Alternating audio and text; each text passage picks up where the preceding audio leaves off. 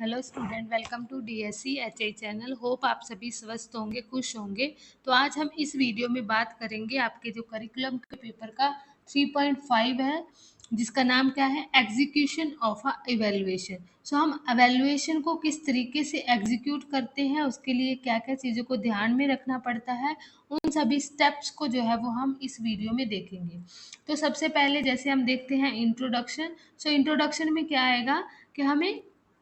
Execution of the evaluation refer the practical implementation. So हमें इसकी practical implementation देखते हैं, जिसमें कि क्या क्या चीज़ें आ जाती है कि हमें किस तरीके से प्लान करना है, उसको किस तरीके से जो है वो एनालाइज करना है, क्या क्या चीज़ों का ध्यान में रखना है, उन सभी को जो है वो हम क्यों करते हैं कि हमें करिकुलम का इफेक्टिवनेस को पता चल सके और स्टूडेंट परफॉर्मेंस के बारे में हमें जो है वो पता चल सके। उसके लिए हम जो है वो ये सभी चीज़ें जो है वो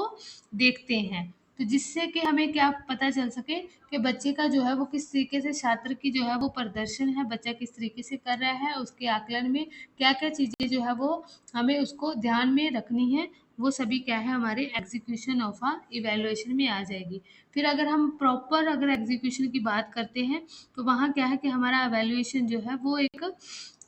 वैल्यूएबल होना चाहिए, कि जिसमें हम एक डिसीजन को जो है वो बना सके, जिसमें कि हमें इम्प्रूवमेंट स्ट्रेटजी क्या है और एजुकेशन आउटकम जो है वो क्या आ रहे हैं, उन सभी को देखने के लिए हम क्या करते हैं, हम एग्जीक्यूशन ऑफ अ इवेल्युएशन को करते हैं कि हम किन किन चीज़ों का हमें ध्यान में रखना है, उन सभी रणनीतियों को, स्ट्रैटेजी को हम देखते हैं और क्या क्या परिणाम जो है वो हमने चाहिए, उसके लिए हम क्या करते हैं, डाटा को कलेक्ट करते हैं। एक एग्जीक्यूशन जो है वो हम डाटा के लिए एग्जीक्यूशन एवेल्युएशन को जो है वो प्लान करते हैं। तो सबसे पहले क्या है कि जो है वो हम की steps involve the execution of evaluation. तो कौन से जो है वो स्टेप्स इन्वॉल्व है जो जब हम एग्जीक्यूशन ऑफ एवेल्युएशन करते हैं। तो सबसे पहले क्या है, हमें प्लान द एवेल्युएशन। सो हमें एवेल्युएशन का प्लान करना है कि उसमें क्या क्या चीज़ें रहेंगी, फिर डिज़ाइन करना है एवेल्युएशन फ्रेमवर्क को, फिर हमने इम्प्लीमेंटेशन करना है एवेल्युएशन को, फिर उसको एनालिसिस करना है, फिर इंटरप्रेट करना है, उसके बाद में हमने रिपोर्ट तैयार करनी है and taking the action based on the result. तो उसके बाद में हमने क्या करना है, एक्शन लेना है कि क्या क्या चीज़ें जो है वो सही हो रही है, क्या चीज़ें हमें सुधार करने की ज़रूरत है। तो हम एग्जीक्यूशन एवेल्युएशन क्यों करते हैं कि हमें पता चल सके कि जैसे आपका करिकुलम एक है कि किसी भी आपके डिसेबिलिटी के रिलेटेड है, जो स्पेशल करिकुलम है, जो नॉर्मल करिकुलम है, उस करिकुलम में अगर आप स्पेसिफिक किसी कोर्स में आप इनरोल हो, तो उसके लिए हमको क्या क्या चीज़ों को ध्यान में रखना है कि क्या करिकुलम बच्चों तक पहुंच रहा है, बच्चे जो ऑब्जेक्टिव सेट किए हैं उस तक बच्चे पहुंच पा रहे हैं, नहीं पहुंच पा रहे, उनको डिफ़िकल्टी आ रही है कहीं, उन सभी के लिए हम क्या करते हैं, एग्जीक्यूशन ऑफ अ इवेल्युएशन करते हैं। तो उसके लिए हमें सभी चीज़ों को प्लान करना पड़ता है, फिर डाटा कलेक्ट करना पड़ता है, इंटरप्रेट करना पड़ता है, रिपोर्ट लेनी पड़ती है, फिर उसके बाद में हम एक्शन जो है वो आगे लेते हैं कि क्या उस रिजल्ट के बेस पर जो है वो हम नेक्स्ट जो है वो अपना, अगर एडजस्टमेंट करने की ज़रूरत है, कुछ चेंजेस की ज़रूरत है, तो उसके बिहाव पर जो है वो चीज़ें की जाती है। तो इसको हम एक एक करके देख लेते हैं। सबसे पहले जैसे है planning of evaluation. So planning of evaluation में क्या क्या रहेगी, जैसे डिफाइन द पर्पस। सो हमें पर्पस जो है वो क्लियर होना चाहिए कि क्या चीज़ हमने जो है वो एवेल्युएशन करनी है, किस चीज़ का हमें बच्चे की परफॉर्मेंस देखनी है, जहाँ हमने टीचिंग मेथड देखना है, जहाँ हमने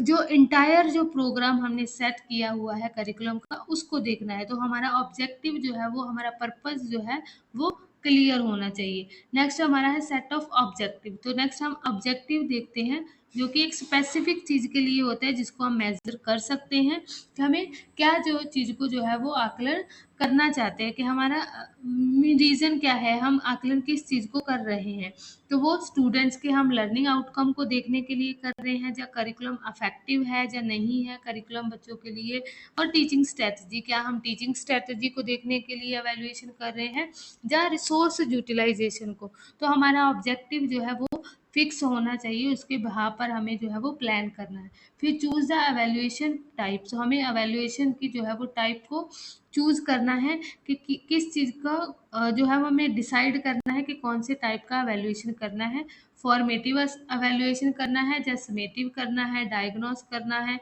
उसके बिहाफ पर जो है वो हम क्या करेंगे, आगे जो है वो चीज़ों को देखेंगे कि किस तरीके से जो है वो हमारा प्रैक्टिस चल रही है, किस तरीके से ओवरऑल जो है वो इफेक्टिवनेस हो रही है। तो ये करने के लिए हमें जो है वो एक सही से जो है वो एक एवेल्युएशन टाइप जो है वो चूज़ करनी है।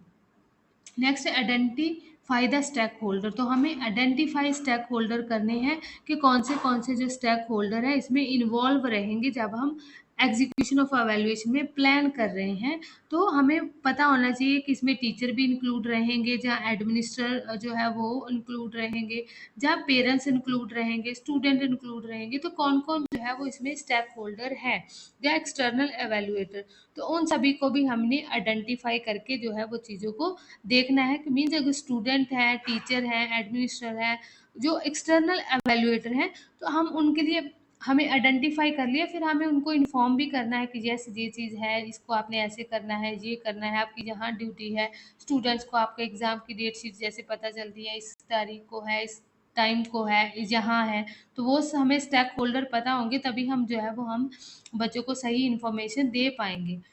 और क्रिएट द टाइम लाइन, तो हमें टाइम लाइन एक क्रिएट करनी है, क्लियर जो है वो डेडलाइन होनी चाहिए कि हमें एवेल्युएशन प्रोसेस के दौरान सभी चीज़ों को कि कब जो है वो डाटा कलेक्ट किया है, मीन्स कब आपका टेस्ट जो है वो जो आपके एग्ज़ाम डेट है वो कब है, उसके बाद में कब उसको चेकिंग करने के लिए कब जाएंगी, फिर कब जो है वो उसकी रिपोर्ट तैयार होगी, वो जो है वो एक टाइम लाइन के अंतर्गत ही होना चाहिए कि मीन्स एक डेडलाइन होनी चाहिए कि इससे इसी के दौरान जो है वो चीज़ें होनी चाहिए। तो वो सभी क्या है, प्लानिंग ऑफ एवेल्युएशन में ये चीज़ों का हमें ध्यान रखना पड़ता है। नेक्स्ट हम ये है कि डिज़ाइन द एवेल्युएशन फ्रेमवर्क, तो हमें जो है वो एवेल्युएशन फ्रेमवर्क जो है वो डिज़ाइन करना है। तो हमें क्या करना है, पहले एवेल्युएशन टूल को डेवलप करना है कि जैसे आपके एग्ज़ाम रख के प्लान किया है कि सब ये चीज़ें होंगी, इस चीज़ को हम जो है वो ऑब्जेक्टिव ये है, हमारा पर्पस ये है, और ये जो है वो स्टेक होल्डर हैं, तो उनके लिए हमें टूल भी तो बनाना है कि हम क्या चेक कर रहे हैं, तो हमें किस टूल की मदद से कि क्वेश्चन आंसर की मदद से कि क्वेश्चन लेंगे, हम क्वेश्चन देंगे, क्वेश्चन पेपर देंगे बच्चों को, जहाँ हम सर्वे की मदद से हम टेस्ट कर रहे हैं, जो रूब्रिक क्या है कि हमने क्राइटेरिया सेट किया हुआ है, चेकलिस्ट है या ऑब्जर्वेशन है, तो हम किसकी मदद से जो है वो चीज़ों को कलेक्ट करेंगे डाटा को, उसके लिए हमें क्या करना है, टूल डेवलप करना है। फिर इस्टेब्लिश द क्राइटेरिया, हमें एक क्राइटेरिया जो है वो क्या करना है, एक डिफाइन करना है, जिसकी मदद से हम परफॉर्मेंस को क्या कर सके, असेस कर सके कि बच्चे के लिए, जैसे हम देखते हैं 40% जो है वो आपका पासिंग मार्क्स है, इतने परसेंट जो है वो मार्क्स होने चाहिए, तो वो क्राइटेरिया एक फिक्स्ड किया हुआ है, उसके बिहाफ पर जो है वो असेस किया जाता है परफॉर्मेंस को। फिर लर्निंग आउटकम के बिहाफ पर कि लर्निंग आउटकम कितने हुआ है, उसके बिहाफ पर हम क्राइटेरिया सेट कर सकते हैं, जो कितना ज़्यादा अफेक्टिव रहा है उसके बिहाफ पर जो है वो हम क्राइटेरिया सेट कर सकते हैं। तो ये हमें जो है वो ऑब्जेक्टिव के साथ क्राइटेरिया जो है वो दोनों मैच करने चाहिए। फिर decide on the data collection method, तो डाटा कलेक्शन मेथड के जो है वो हमें डिसाइड करना है कि हम डायरेक्ट जो है वो ऑब्जर्वेशन कर रहे हैं, या स्टूडेंट के असेसमेंट के थ्रू कर रहे हैं, या सर्वे या इंटरव्यू के थ्रू जो है वो हम डाटा को जो है वो कलेक्ट कर रहे हैं, वो भी हमें पहले से ही जो है वो फिक्स करना है एग्जीक्यूशन करने से पहले। तो ये सभी जो है वो एग्जीक्यूशन का ही पार्ट है कि हमें डाटा कलेक्ट कब करना है, उसको प्लान करना है, फिर इम्प्लीमेंटेशन द एवेल्युएशन, तो हम इम्प्लीमेंटेशन जब एवेल्युएशन में जाएंगे तो हमें कम्युनिकेट द एवेल्युएशन प्रोसेस, तो हमें क्या है कि जो इस के अंतर्गत आते हैं एवेल्युएशन में जो भाग है, जैसे हमने देखे स्टेक होल्डर में टीचर है, पेरेंट्स है, एडमिनिस्ट्रेटर है, तो उनमें से कौन कौन जो है वो एवेल्युएशन को इम्प्लीमेंट करने में हेल्प करता है, तो इसमें तो स्टूडेंट, टीचर और एडमिनिस्ट्रेशन आ जाएगा। तो उसमें उनको क्लियर जो है वो पता होना चाहिए कि यस स्टूडेंट का एग्ज़ाम कब है, टीचर को पता होना चाहिए टीचर किस दिन ड्यूटी है, एडमिनिस्ट्रेशन को पता होना चाहिए कि यस इस दिन जो है वो बच्चे के एग्ज़ाम है, सही से जो है वो चीज़ों को सेट करना है, तो वो सभी चीज़ें जो है वो क्लियर होनी चाहिए। इसीलिए जब हम इम्प्लीमेंटेशन करते हैं, जैसे जो ये आप देख रहे हो कि जो डाइस डेस्क है वो रेगुलर क्लास की तरीके से नहीं होते हैं, उसको जो है वो एक एग्ज़ाम पॉइंट ऑफ व्यू से रखे जाते हैं। तो अगर क्लियर इन्फॉर्मेशन है कि यस इस दिन एग्ज़ाम है, तो वो जो है पहले से चीज़ों को क्या किया जाएगा, प्लान किया जाएगा उसी अकॉर्डिंगली, एग्ज़ाम के अकॉर्डिंग। सो ये सभी जो है वो क्लियर होना चाहिए। और ये क्लियर कम्युनिकेशन जो है वो क्या करता है, बच्चों को भी एंग्जाइटी जो है वो भी नहीं होगी, और जो है वो इम्प्रूव कोऑपरेशन, सो कोऑपरेशन के साथ जो है वो चीज़ें हो सकेगी। टीचर स्टूडेंट सभी जो है वो उनको किसी तरीके की जो है वो हड़बड़ी नहीं होगी कि जैसे इंस्टेंट जो है वो चीज़ें नहीं हुई है, उसमें आपको सभी चीज़ें जो है वो पहले ही क्लियर कर दी गई थी कि ये चीज़ें होंगी। फिर डाटा कलेक्शन के लिए जैसे एडमिनिस्ट्रेशन जो है वो असेसमेंट करने के लिए क्या कर सकता है, टेस्ट कंडक्ट कर सकता है, क्विज कर सकता है, प्रोजेक्ट की मदद से स्टूडेंट्स की नॉलेज और स्किल को क्या कर सकते हैं, चेक कर सकते हैं। फिर मॉनिटर डाटा कलेक्शन, तो जब ये डाटा कलेक्ट हो गया तो उसको मॉनिटर करने के लिए ये करना है कि कंसिस्टेंसी रहे उस चीज़ को कलेक्ट करने के समय, और एक्यूरेट जो है वो हमें चीज़ों को देखनी है कि क्या क्या चीज़ें सही हो रही है और किस तरीके से उनको मॉनिटर भी करता है। जैसे बोलते हैं ना कि फ्लैंग आ गई, तो वो क्या है कि डाटा कलेक्शन के समय भी चीज़ों को मॉनिटर किया जाता है कि सही से चीज़ें हो रही है या नहीं हो रही, कहाँ कोई गड़बड़ी तो नहीं हो रही। वो चीज़ें भी जो है वो हमारी एवेल्युएशन की इम्प्लीमेंटेशन का पार्ट है, और ये सभी चीज़ें जो है वो एग्जीक्यूशन में ही आती है, हमें सभी चीज़ों का ध्यान में रखना पड़ता है। एनालिसिस ऑफ द डाटा, फिर हम एनालाइज द डाटा करते हैं, जिसमें हम क्या करते हैं, डाटा को जैसे आप एग्ज़ाम आंसर शीट है एग्जाम्पल के तौर पे, जो चेक हो रही है उसको एक सही से जो है वो एनालाइज किया जाता है। उसमें आपने देखा होगा कि मार्क्स जो है वो वहाँ आपके पहले ही दिए जाते हैं, तो उस कैटेगरी में मार्क्स देना, टैबुला फॉर्म में स्कोर जो है वो बच्चे की देना, एक विजुअल रिप्रेजेंटेशन और ग्राफ चार्ट उसमें जो है वो डाटा को रखा जाता है कि जैसे इसके मार्क्स, इस क्वेश्चन में मार्क्स इतने हैं, इस क्वेश्चन में इतने हैं, तो वो क्लियर जो है वो डाटा को ऑर्गेनाइज किया जाता है जब अवेल्युएशन करते हैं। और क्वालिटेटिव एनालिसिस, कभी बार क्वालिटेटिव अवेल्युएशन किया जाता है जिसमें कि आपका एक डिस्क्रिप्टिव वे में जो है वो आपको आंसर में लिखा मिल जाएगा कि जैसे जहाँ आपका जो है वो ये पॉइंट नहीं लिखा है, इसको आपने जो है वो छोड़ दिया है, इसके कारण भी, जिससे हमें पता चल जाता है कि जैसे इसके कारण जो है वो मार्क्स कम आए हैं, तो वो एक क्वालिटेटिव जो है एनालिसिस होता है। क्वांटिटेटिव, जिसमें मार्क्स जो है वो हमारे होते हैं कि एवरेज कितना है, परसेंटेज, स्टैटिस्टिकल जो मेजर होता है वो क्वांटिटेटिव। फिर compare the benchmark, so benchmark जो है कि जैसे कि हमारा 45 है अगर हमारा क्वेश्चन पेपर, तो उसके जो है वो हमारे कितने मार्क्स, 17 मार्क्स, 17 मार्क्स जो है वो पासिंग क्राइटेरिया जो है वो हमें एक बेंच मार्क है कि 70% जो है वो होने चाहिए, 17 मार्क्स जो है वो होने चाहिए। तो उसके अकॉर्डिंग जो है वो क्या करते हैं, हम कंपेयर करते हैं कि कितने बच्चे ने मार्क्स जो है वो आए हैं। तो इसके हिसाब से जैसे कितना जो है वो बच्चे का परसेंटेज कितनी हाई गई है, कितनी जो है वो उसके बिलो गई है, वो क्या है, कंपेयर करना बेंचमार्क से। नेक्स्ट हमारे पास क्या है, इंटरेस्ट इंटरप्रेटिंग द रिजल्ट, तो हमें रिजल्ट को इंटरप्रेट करने के लिए क्या क्या चीज़ों का ध्यान में रखना पड़ते हैं। Interpret the finding, analyse the result in a relation to the original objective, तो हम क्या करते हैं, रिजल्ट को रिलेशन जो है वो रिलेट करते हैं ओरिजिनल ऑब्जेक्टिव के साथ, कि आउटकम जो है वो मीट करे, कि बच्चे का जो रिजल्ट आया है क्या वो जो हमने ऑब्जेक्टिव बनाया है उसके साथ मैच कर रहा है। उस सभी को देखने के लिए कि क्या है कि हमारा करिकुलम किस तरीके से इफेक्टिव रहा है, टीचिंग मेथड किस तरीके से रही है, स्टूडेंट परफॉर्मेंस क्या रही है। तो उन सभी को देखने के लिए हम क्या करते हैं, डाटा को फाइंड करते हैं और इंटरप्रेट करते हैं। इंटरप्रेटिंग द फाइंडिंग, तो इंटरप्रेट से जो है वो हमें ये चीज़ें के बारे में पता चलता है। Identify the strategy and strength and weakness, so हम आइडेंटिफाई करते हैं स्ट्रेंथ एंड वीकनेस को। जब हम रिजल्ट इंटरप्रेट करते हैं तो हमें पता चल जाता है कि ये बच्चे की जो है वो स्ट्रेंथ ये है, और वीकनेस जहाँ जो है वो बच्चा वीक है, इसमें हमें काम करने की ज़रूरत है। तो वो क्या है कि हमें बच्चे की जो है वो कहाँ बच्चे की बहुत अच्छा कर रहा है और कहाँ हमें उसको इम्प्रूवमेंट कराने की ज़रूरत है, वो चीज़ें जो है वो हमें रिजल्ट से पता चल जाती है। और इससे जो है वो हमें हेल्प मिलती है कि जहाँ हम चीज़ों को एडजस्ट कर सकते हैं। फिर कंसीडर द कॉन्टेक्चुअल फैक्टर, तो हमें क्या होता है, take into the accuracy any external factor कि हमें कॉन्टेक्स्ट को भी ध्यान में रखते हुए चलना है, जो कि फैक्टर इन्फ्लुएंस कर सकते हैं, कि जैसे क्लास का साइज बहुत बड़ा है, स्कूल का इन्वायरमेंट किस तरीके का है, रिसोर्स किस तरीके से बच्चों को प्रोवाइड हो रहे हैं, उन चीज़ों का भी जो है वो हमें ध्यान में रखना है कि वो भी रिजल्ट को इन्फ्लुएंस कर सकते हैं। कि मान लो क्लासरूम बहुत बड़ा है, बहुत ज़्यादा शोर हो रहा था, या लाइट अच्छे तक पहुंच नहीं रही थी, जिसके कारण बच्चा जो है वो सही से आंसर रिस्पॉन्स नहीं कर पाया है, तो वो जो है वो इन्फ्लुएंस कर सकते हैं बच्चे के रिजल्ट को। तो उन सभी को भी ध्यान में रखते हुए हमें जो है वो चीज़ें करनी है। Next, reporting the evaluation. So report करनी है एवेल्युएशन की, प्रिपेयर करना रिपोर्ट को समराइज करके एक प्रोसेस के थ्रू, फिर इंटरप्रिटेशन फॉर्मल रिपोर्ट को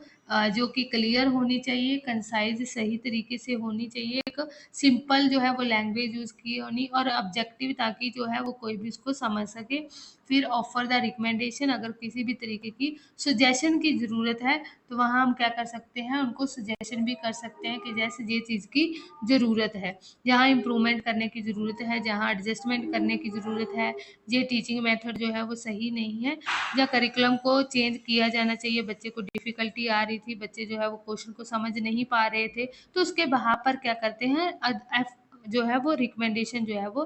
प्रेफर करते हैं, ऑफर करते हैं, रिकमेंडेशन ऑफर करते हैं। नेक्स्ट क्या है, कम्युनिकेटिंग द रिजल्ट। तो कम्युनिकेटिंग रिजल्ट जो है रिजल्ट को शेयर करते हैं जो स्टेक होल्डर के साथ, parents, administrator, students, policy maker, तो उन सभी के साथ जो है वो शेयर किया जाना चाहिए, ताकि क्या हो कि रिपोर्ट जो है वो अच्छे तरीके से प्रेजेंट हो, कि क्या किस तरीके से बच्चों ने लिखा है, क्या क्या चीज़ें जो है वो हुई है, उन सभी के थ्रू जो है वो बच्चे के बारे में पता चल सकता है कि बच्चे को कहाँ दिक्कत आ रही है, क्या चीज़ें जो है वो सही चल रही है, किस चीज़ में हमें जो है वो काम करने की ज़रूरत है। तो वो सभी हमें क्या कहाँ से मिलेगी, अवेल्युएशन की रिपोर्ट से। नेक्स्ट, हमें taking the action based on the result. तो जब हम रिजल्ट देख लेते हैं, जैसे बोलते हैं ना कि कभी बार स्कूल का रिजल्ट जो है वो इस तरीके से आया है, तो उसके वहाँ पर हम क्या करते हैं कि हमारे टीचिंग मेथड में या करिकुलम में कहाँ दिक्कत रही है, उस सभी को हम असेस करते हैं। तो उसके वहाँ पर ही हम क्या करते हैं, अपना एक्शन लेते हैं। टीचर हो गया, जो एडमिनिस्ट्रेटिव बॉडी है, ठीक है, जो एवेल्युएशन बॉडी है, वो क्या करती है, एग्ज़ाम बोर्ड जो बॉडीज़ होती हैं जो कि एग्ज़ाम कंडक्ट करवाती हैं या एग्ज़ाम जो है वो लेती हैं, तो जब ये सभी चीज़ों के होने के बाद क्या है कि रिज़ल्ट आने के बाद में उनको क्या एक्शन लेने की ज़रूरत है, कहाँ इम्प्रूवमेंट करने की ज़रूरत है, तो वो सभी जो है वो रिजल्ट के बाद ही चीज़ों को देखते हैं। Make the adjustment, use the result of the evaluation to make the informal decision about the improving teaching practice, के कहाँ जो है वो हमें टीचिंग प्रैक्टिस को इम्प्रूव करने की ज़रूरत है, या करिकुलम का कंटेंट को इम्प्रूवमेंट करने की, या ओवरऑल प्रोग्राम को एडजस्टमेंट करने की ज़रूरत है। फिर इम्प्लीमेंट द चेंज, कि क्या हमें जो है वो चेंजेस करने की ज़रूरत है, जहाँ हम फीडबैक के बेस पर या रिकमेंडेशन के बेस पर जो है वो हम कुछ चीज़ों को इम्प्लीमेंट जो है वो चेंज करते हैं, उसके बहाव पर देखते हैं कि ये चीज़ें होगी या नहीं होगी, उसको हम जो है वो चेक करते हैं, और इम्प्लीमेंट जब चेंजेस जो हमने चेंजेस की हैं उसके बहाव पर हम क्या करते हैं, फॉलो अप द इवैल्यूएशन। फिर हम इवैल्यूएशन करते हैं कंटिन्यूसली, ताकि हमें पता चल सके कि जो हमने चेंजेस किए हैं उस चीज़ को करने के लिए, जो हमें पहले दिक्कत आ रही थी उसको हमने चेंज करके अब कर रहे हैं, क्या उसको सही से वो इम्प्रूव हो रही है या नहीं हो रही, उसको देखने के लिए हम फॉलो अप जो है वो इवैल्यूएशन भी होना चाहिए। तो ये सभी चीज़ें हमने देखी कि क्या क्या चीज़ें हमें एग्जीक्यूशन ऑफ इवैल्यूएशन में ध्यान में रखनी है। अब इसका कंक्लूजन क्या निकल कर आता है कि समरी क्या है कि एग्जीक्यूशन ऑफ इवैल्यूएशन में इन्वॉल्व होता है planning, designing, collection of the data, analysing, interpreting the result and the report finding. तो ये सभी चीज़ें जो है वो एग्जीक्यूशन ऑफ इवैल्यूएशन में इसके इन्वॉल्व होती है, और ये तभी जो है वो एग्जीक्यूटिंग जो है वो वेल हो सकता है अगर हमारा एवेल्यूएशन प्रोसेस उसमें वैल्यूएबल जो है वो हमें चीज़ों को प्रोवाइड करता है, जिसमें कि एजुकेशन प्रैक्टिस हो सकती है, जहाँ हमारे इम्प्रूवमेंट हो सकती है, या एजुकेशन गोल जो है वो बच्चे तक पहुँचे हैं या नहीं पहुँचे हैं, ये हमें इसी की मदद से जो है वो हमें पता चल सकता है। तो ये थी जो है वो आज की वीडियो, होप आपको समझ में आई होगी। अगर आपका कोई भी डाउट रह गया है उसको इसी वीडियो के नीचे आप कमेंट कर सकते हैं। बाकी थैंक यू सो मच।